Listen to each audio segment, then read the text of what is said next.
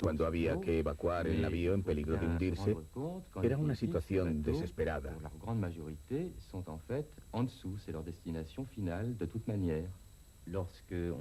Los marineros arriaban los botes aterrorizados, frecuentemente sobre una mar encrespada y con mínimas esperanzas de salvación. El hecho de abandonar el barco, de dejarlo solo con las ratas, era señal de un peligro extremo. Ahí es donde ocurren auténticas tragedias.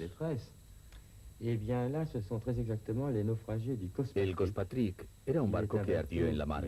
43 de sus tripulantes consiguieron abandonarlo en los botes. Y aquí se les ve en sus últimos días a la deriva. Algunos hombres habían enloquecido y se les ve precipitarse sobre los cadáveres de sus compañeros para beber su sangre aún caliente como los vampiros. La antropofagia aparece en situaciones donde los hombres no tienen ningún otro medio para alimentarse y a su alrededor hay otros seres humanos que mueren. ¿Cuántos pudieron morir así perdidos en el mar? No se sabe. Se sabe en cambio que disminuye el número de esos desgraciados. No obstante, hay miles de víctimas de naufragios cada año en todo el mundo. A principios de los años 50, en Francia, un joven médico de Boulogne-sur-Mer tenía una idea fija: ayudar a todos los que un día pudieran encontrarse en esa horrible situación. Este generoso investigador se llama Alain Bombard. Podríamos considerar 4 agresiones progresivas que les hacían morir una después de otra. La primera tras pocos minutos, ahogados. La segunda tras unas horas. La intemperie, el frío y el calor. Sobre todo las diferencias de temperatura entre el día y la noche. La tercera por la sed tras unos días.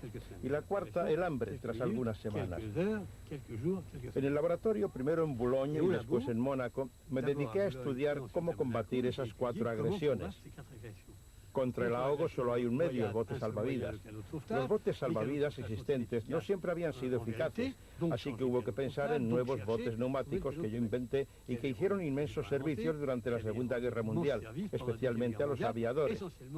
Y luego me di cuenta de que los hombres también morían atenazados por el miedo. Era necesario hacer algo para vencer el miedo, y para ello solo he encontrado un remedio, que es decirse, si alguien lo ha conseguido, ¿por qué no yo? Y esa fue exactamente la razón de mi travesía experimental. Una locura, ¿no? No en absoluto. Tenía un 70% de probabilidades de volver vivo y un 30% de morir en el intento. ¿Cree usted que embarcar en el Annapurna daba más probabilidades que esas? Era peligroso, eso es cierto, pero no una locura.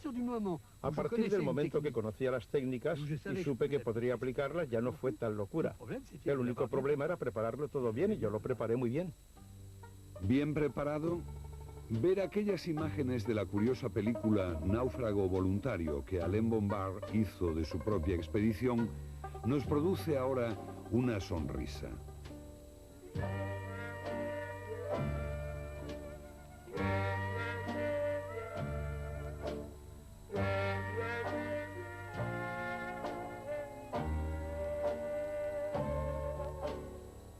Rodeado de un potente dispositivo de apoyo, el 25 de mayo de 1952 en Mónaco, el bote neumático de Bombard, Geratique, fue botado al agua.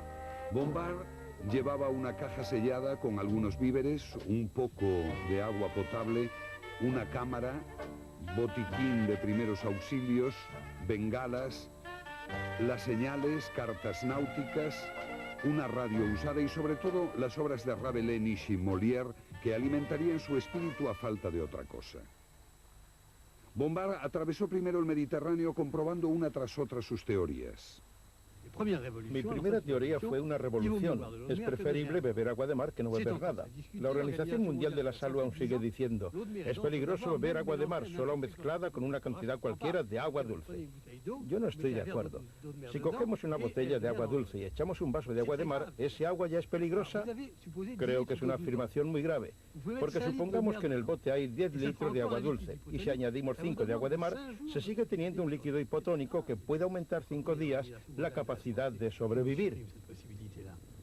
¿Usted ha bebido agua de mar? Se puede beber agua pura de mar antes que morir deshidratado. Pura directamente del mar. Se puede beber en cantidades limitadas. 1 litro de agua al día y durante un tiempo limitado, de 6 o 7 días. De esa forma se evita la deshidratación, pero si se continuara bebiendo se produciría una intoxicación que acabaría en la muerte.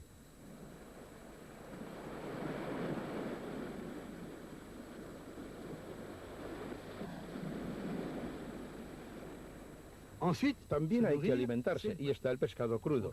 Ya el príncipe Alberto de Mónaco había publicado en 1888 una comunicación a la Academia de Ciencias sobre la alimentación del náufrago en alta mar, donde decía que los botes salvavidas eran como los restos de un naufragio, lentos y silenciosos. Atraerían a los peces y bastaría con pescarlos, y eso fue lo que hice.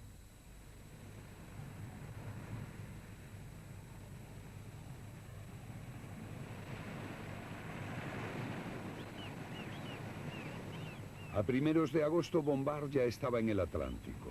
Hizo escala en Canarias y luego se lanzó solo a atravesar el océano. Tuvo que afrontar tormentas. Su vela se desgarró y la recompuso como pudo.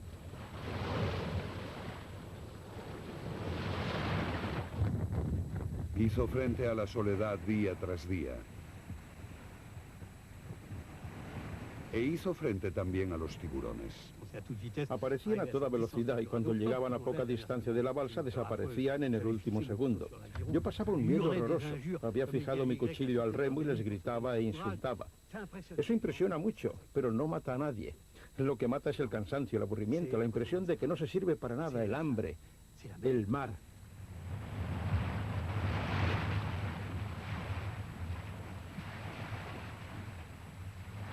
Llegado a ese momento de semi-inconsciencia que alcanzan todos los náufragos, Bombard cometió una terrible imprudencia. Un almohadón que le proporcionaba algo de comodidad cayó al mar. Bombard se lanzó a recuperarlo y el Eratik se le fue solo. Bombard nadaba como un loco, con furia, y alcanzó por los pelos su embarcación. Estaba al borde de sus fuerzas. Lo que siguió después fue una auténtica agonía. Hacía ya 40 días que había salido de Canarias y empecé a pensar, ¿de qué sirve todo esto? Mala suerte, voy a morir. Morir era fácil, bastaba con dormirse. Mi tensión arterial había bajado a 8 de máxima y 6 de mínima. Estaba realmente agotado. Bastaría con dormir aunque despertara de vez en cuando y en 3 o 4 días estaría muerto. Pero como ya estaba a 40 días de Canarias y aquello me había servido de algo, decidí escribir en mi diario de a bordo todos los consejos que quería dejar a los marinos para que pudieran sobrevivir al menos esos 40 días. Y rodé unas imágenes sujetando la cámara con los brazos extendidos para que vieran en qué estado había muerto. Pero está mal enfocada, solo se ve de vez en cuando un ojo, una oreja y raramente los 2 ojos al mismo tiempo. Después cerré los ojos como para morir, pero de pronto reaccioné y me di cuenta de lo ridículo que sería una balsa que llegaba a tierra con un cadáver a bordo y a su lado un libro dando consejos de lo que había que hacer para no morir. Pensé, si mueres habrás contribuido a la muerte de otros hombres en botes salvavidas. Se dirán, no vale la pena intentarlo, hubo un tipo que quiso demostrarnos que era posible y murió. Justo lo contrario de lo que yo quería demostrar. Estas tonterías seguramente me ayudaron a salvar la vida. Navidad de 1952, finalmente lo consiguió. La odisea de Alain Bombard ha quedado reflejada en su película. Tierra.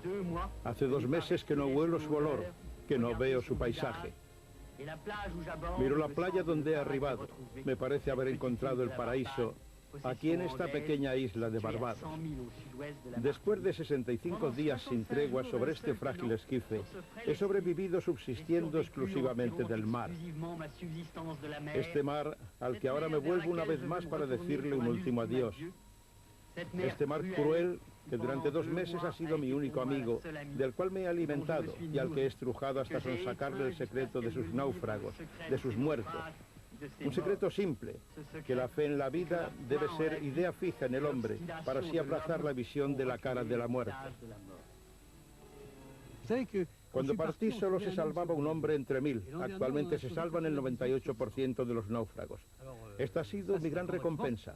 Nunca creí que pudiera suceder tan rápidamente, ya que significó una pequeña revolución, y es muy poco frecuente que el hombre pueda ver los resultados de su propia revolución.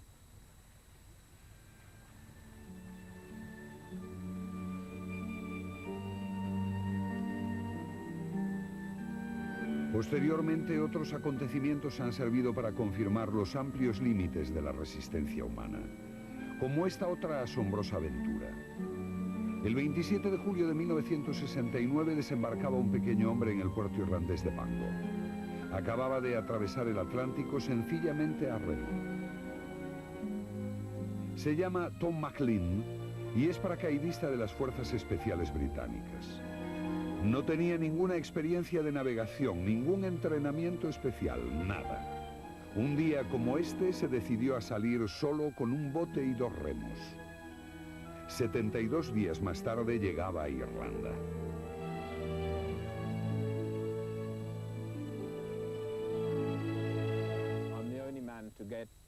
Estuve solo en mi bote sin bajarme de él para nada. En 10 semanas la única persona con quien hablé fue con un hombre que iba en un buque a 30 metros de altura sobre mí. Se habían aproximado para prestarme ayuda y me gritaron, ¿necesita ayuda? Y yo respondí, no, no, gracias, voy a remo, eso es todo. Se quedaron atónitos.